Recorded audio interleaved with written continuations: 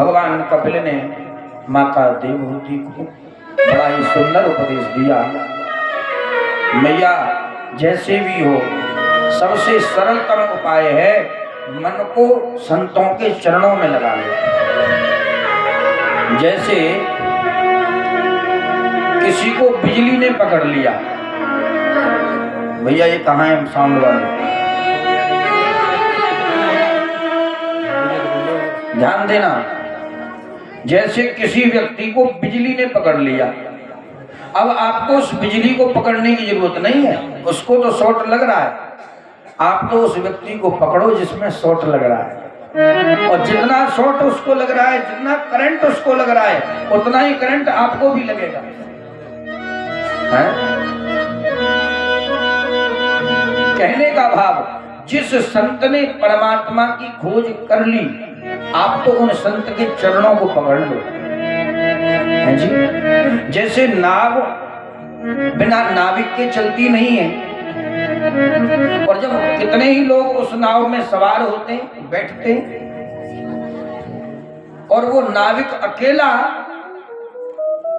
उन जीवों को जो नाव में बैठे हैं, जो यात्री हैं, उनको इस पार से उस पार कर देता है जी?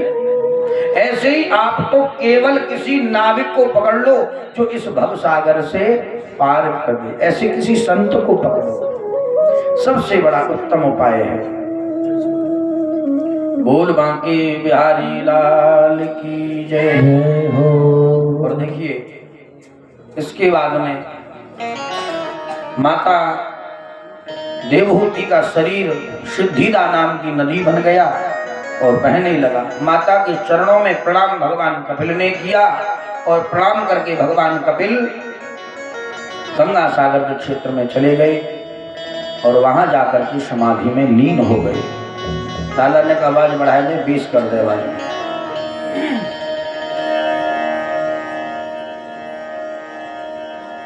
ये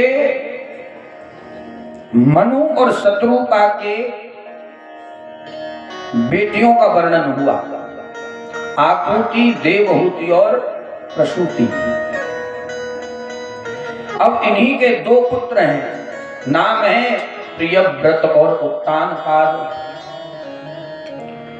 प्रियव्रतोत्तानपादौ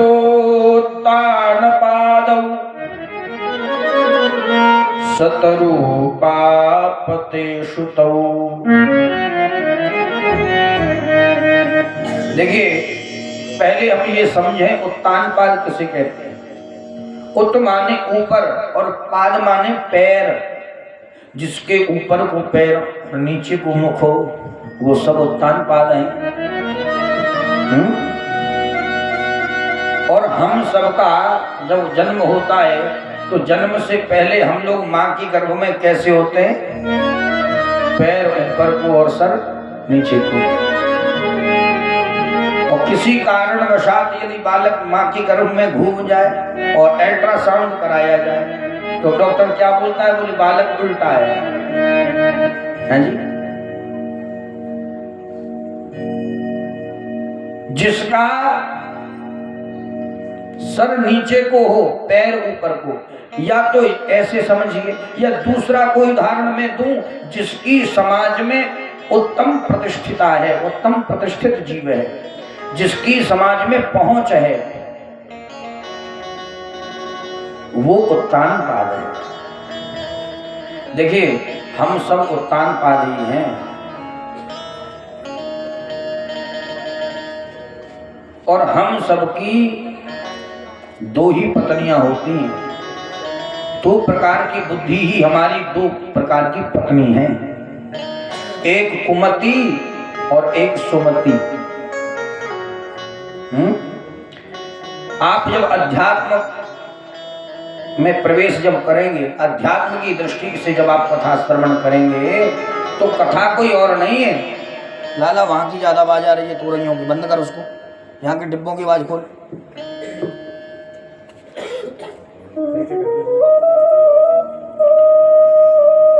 2 प्रकार की बुद्धि है हमारी, कुमति और सुमति। अच्छा कुमति कौन है? जो कुमति है वो ही सुरुचि है।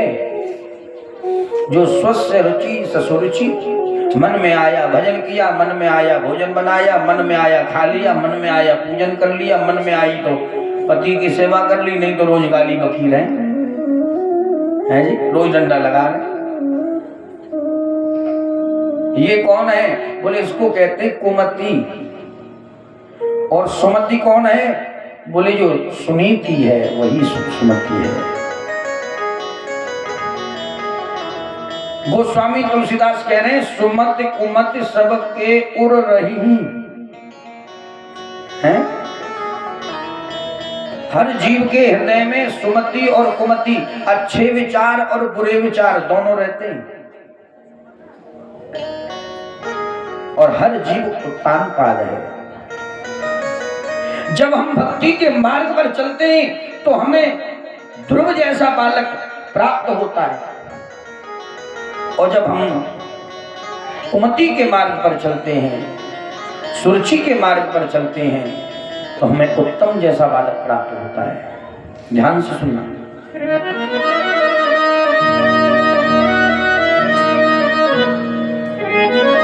उत्तान पाद राजा हैं।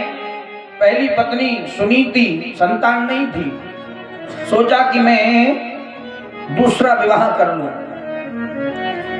लिखा है कहीं सुदूर जंगलों में गए और वहां किसी एक सुंदर कन्या को देखा, गंधर्व विधि से विवाह कर लिया। लेकिन जब नगर में आए तो उनको पता चला कि उनकी बड़ी पत्नी, पहली पत्नी गर्भवती है। लेकिन जो दूसरी पत्नी आई उसका नाम था सुरुचि। सुरुचि ने जैसे ही देखा, बोले यहाँ तो पहले से ही पत्नी है इनकी, तो बड़ा बुरा भला कहा, बोले ये अगर घर में रहेगी तो मैं नहीं रहूंगी। थोड़ा गोरी चमड़ी को देख करके राजा का मन फिसल गया। सो देखो पहली पत्नी को कहीं बाहर रख दिया, राजा को राजा। समय आने पर दोनों के पुत्रों ने जन्म लिया। सुनीति के बालक का जन्म है ध्रुव और सुरुचि के बालक का नाम है उत्तम। देखिए जब से राजा ने सुनीति को निकाला था ना, तब से ये सुनीति महारानी संतों के आश्रम में रह करके सत्संग सुनती थी, इसलिए इनका बालक बड़ा ही सुंदर भगवान का भक्त हुआ। लिखा है एक बार ये कहीं गई थी, ये एक बार ये बालक जो है ध्रुव, ये पिता के पास गया। मैया सुरुचि ने बहुत बुरा भला कहा, राजा की गोद से उतार करके फटकार करके घर भगा दिया। बोले जा, बड़ा ही तुझे इस गोद में इस गद्दी पर बैठने का शौक है। अगर गद्दी पर बैठने का इतना ही शौक है तो जा भजन कर, और भजन करने के बाद में जब भगवान प्रसन्न हो और वरदान मांगने को कहें तो कहना कि मुझे माता सुरुचि के गर्भ से जन्म दिलाओ। जब तू मेरे उदर से, मेरे गर्भ से जब जन्म लेगा ना, तब इस गद्दी का मालिक होगा। रोते रोते बालक ध्रुव जी आए हैं। आकर के मैया से कहा, मैया मैं मौसी ने मारो। देखिए माताओं, संतान देने को तो पशु पक्षी भी अपने बालकों को जन्म देते हैं, कुकर सुकर भी अपने बालकों को जन्म देते हैं, लेकिन वो माता सबसे बड़ी भाग्यवान होती है जिसका बालक भगवान के चरणों का अनुरागी बना है, जिसका बालक भगवान के चरणों का अनुरक्ति करने वाला, भक्ति करने वाला हो, वो माता इस संसार में पूजनीय हो जाती है।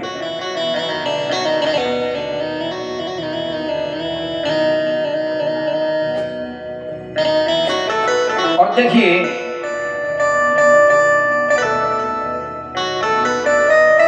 माता सुनीति ने बालक को समझाया, पुत्र को समझाया, बेटा रोते क्यों हो? तुम्हें माँ ने डांटा ही तो है, मौसी ने तुम्हें मारा ही तो है, फटकारा तो है, लेकिन जो उपदेश तुम्हारी मौसी ने तुम्हें दिया है वो कदाचित बेटा मैं अभी तक तुम्हें दे नहीं पाई। इसलिए तुम अपनी मौसी से द्वेष मत करो, उन्हें गुरु मानो। तुम्हें भगवान की ओर प्रेरित तो किया, भजन की ओर प्रेरणा तो दी, और मैं भी यही कहूंगी, तुम्हें अब भजन करने में देरी नहीं करनी चाहिए। और मैं ये भी नहीं कह सकती कि तुम कल जाना, क्योंकि जीवन में कभी कल आता ही नहीं है। एक संत कहते थे, काल करे सो आज कर, आज करे सो अब, पर में परले होएगी, वो बहुरी करे वो कब। हम कहते कल भजन करेंगे, हम कल कथा सुनने जाएंगे, लेकिन प्यारे क्या पता क्षण भंगुर जीवन की कलिका, कल प्रात को जाने खिली ना खिली, मलयाचल की सुच शीतल मंद, सुगंध समीर बही न बही। कलिकाल कुठार लिए फिरता, ये तन नम्र है चोट झिली ना झिली, इसलिए भजले हरि नाम हरि रसना, कल प्रात को जान हिली ना हिली, हिली ना हिली। ये जिह्वा कल सुबह भगवान का नाम ले पाएगी कि नहीं पता है क्या है जी? कोई पता नहीं। भगवान की माया बड़ी विचित्र है। देखो तुम्हें एक उदाहरण के रूप में समझाता हूं। एक भौरा, ध्यान से सुनना, एक भौरा उड़ा और उड़ते उड़ते उड़ते उड़ते सुदूर जंगलों में आ गया। उसने देखा एक पहाड़ी इलाके में एक सुंदर सरोवर है। उस सरोवर में रंग बिरंगे गुलाब के फूल खिल रहे हैं, बड़े सुंदर पुष्प हैं। तो उन पुष्पों को देख करके इस भौरे को लगा कि मैं थोड़ा सा इनका रस ले लूं, इनकी सुगंधी ले लूं। ध्यान से सुनना। और देखिए, रस लेने के लिए, सुगंधी लेने के लिए वो भौरा एक पुष्प में, एक फूल में बैठ गया। और सुबह से शाम हो गई और बैठा बैठा उसमें, उसकी सुगंध में ऐसा लीन हो गया कि उसको ये भान ही नहीं रहा कि ये सूर्य ढलते ही ये पुष्प जो है बंद हो जाएगा। भौरा इतना कठोर होता है कि आपने देखा होगा, बांस में भी छेद कर देता है भौरा, लकड़ी को काट देता है। लेकिन आसक्ति इतनी हो गई उस भौरे की उस पुष्प में कि वो भौरा उस फूल में बंद हो गया। रात्रिर्गमिष्यति भविष्यति सुप्रभातम्, आधानुभास्यति देष्यति हसिष्यति पंकजश्री, इत्थं विचिन्तयति कौसगते वरेथि, हा हन्त हन्त नलिनी गजकुब्जहार। आवाज कम कर लाला, गूंज रही है, सीटी आ रही है। रात्रिर्गमिष्यति भविष्यति सुप्रभातम्, उस फूल में बैठा बैठा वो भौरा क्या सोचने लगा, बोले रात्रि जाएगी, सुबह होगी, सुप्रभातम, सूर्य निकलेंगे, ये पुष्प फिर खिलेगा और मैं इसकी सुगंध लेकर के तब कल उड़ जाऊंगा। ये भौरा सोच रहा है। कौन सोच रहा है? भौरा उस फूल में बैठा बैठा। रात जाएगी, रात्रिर्गमिष्यति भविष्यति, भविष्य में माने कल, सुप्रभातम, सुप्रभात होगा और मैं इसकी सुगंध लेकर के सुबह उड़ जाऊंगा। लेकिन सोचता सोचता ये उस फूल में आनंद ले रहा है। लेकिन इतने में हुआ क्या, बोले न जाने कहां से हाथियों का झुंड आ गया। हंत हंत नलिनी गज कुब्जार। उन हाथियों के झुंडों में एक हाथी ने क्या किया, बोले महाराज सूंड में उन फूलों को पकड़ा और उसमें वो भी फूल आ गया जिसमें वो बंद था भौरा। वो जो सोच रहा था कि सुबह होगी, सूर्य निकलेंगे, फूल खिलेगा और मैं उड़ जाऊंगा, जो ऐसे भविष्य की चिंता में जो पड़ा हुआ भौरा वो उस हाथी की सूंड में आया और वो उन फूलों के साथ में मुख में चला गया और देखो दांतों के तले दब करके कुचल के मर गया। हम लोग भी शायद यही सोचते, बोले कल भजन करूंगा, अभी तो बहुत जिंदगी है, अभी तो बहुत समय पड़ा है, कल देखेंगे, कल भजन होगा। लेकिन संत क्या कह रहे हैं, बोले कल नहीं करना, काल करे सो आज कर, आज करे सो अब, पर में परले होगी, तू बहुरी करेगो कबो। प्यारे संसार ऐसे ही चला जाता है, हम यही सोचते रह जाते हैं हम भजन कल करेंगे, अब करेंगे, हैं? लेकिन न कभी कल आता है और न कभी हम भजन कर पाते। जीवन ऐसे व्यर्थ बातों में निकल जाता है। ये तो बड़े भाग्यशाली हैं आप लोग। आज की जो कथा आप लोग सुन रहे हैं ना, तो भगवान में अपनी लिस्ट में नाम लिख लेंगे, बोले कौन कौन आया। हाँ, गिनीज बुक में नाम आए भगवान के यहाँ। एक संत कहते थे, मत कर तू अभिमान रे बंदे, झूठी तेरी शान रे, मत कर तू अभिमान, हाँ मत कर तू अभिमान रे बंदे, झूठी तेरी शान रे, मत कर तू अभिमान। मेरे साथ बोलो, मत कर तू अभिमान रे बंदे, झूठी तेरी शान रे, मत कर तू अभिमान, मत कर तू अभिमान रे बंदे, झूठी तेरी शान रे, मत कर तू अभिमान। हरि बोल।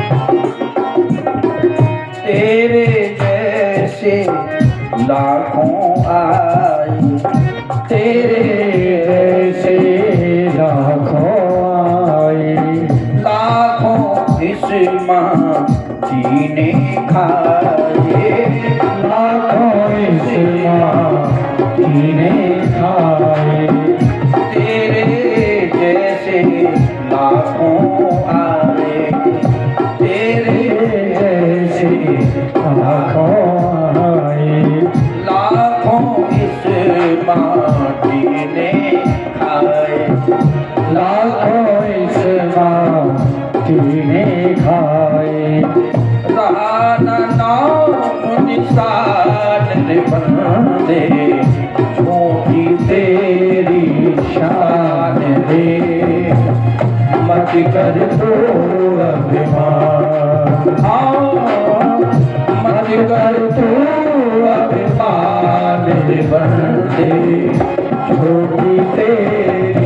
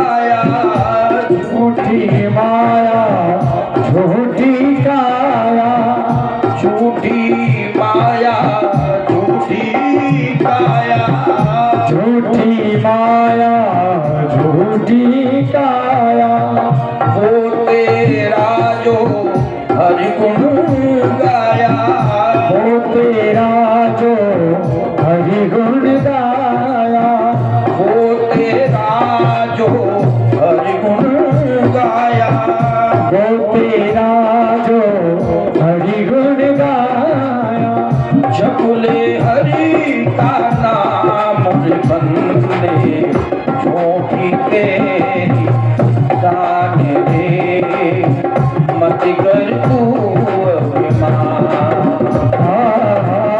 मत कर तू अभिमान रे बंदे, झूठी तेरी शान रे, मत कर तू अभिमान,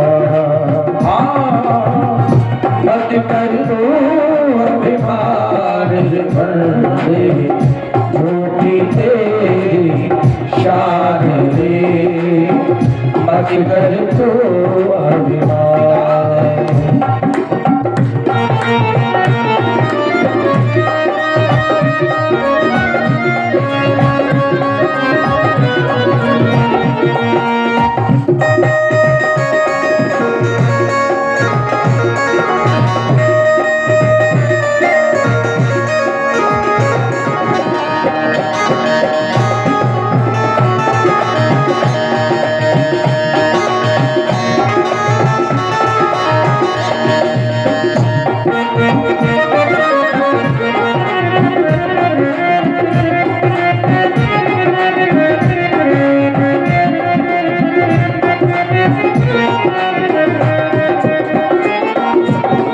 तेरे पास है हीरे मोती, तेरे पास है हीरे मोती, तेरे पास है हीरे मोती, तेरे पास है हीरे मोती, मेरे मन मंदिर में ज्योति, मेरे मन मंदिर में ज्योति, मेरे मन मंदिर में ज्योति, मेरे मन मंदिर में ज्योति, कौन हुआ धनवान रे बंदे, झूठी तेरी शान रे, मत कर तू अभिमान,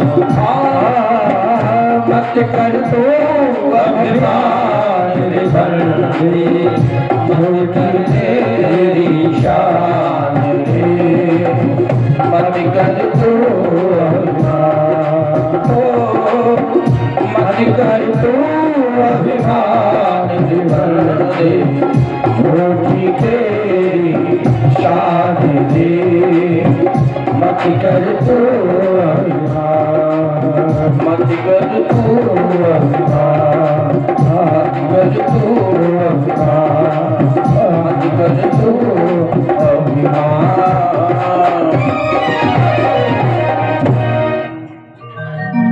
मत कर तू अभिमान रे बंदे, झूठी तेरी शान रे, मत कर तू अभिमान।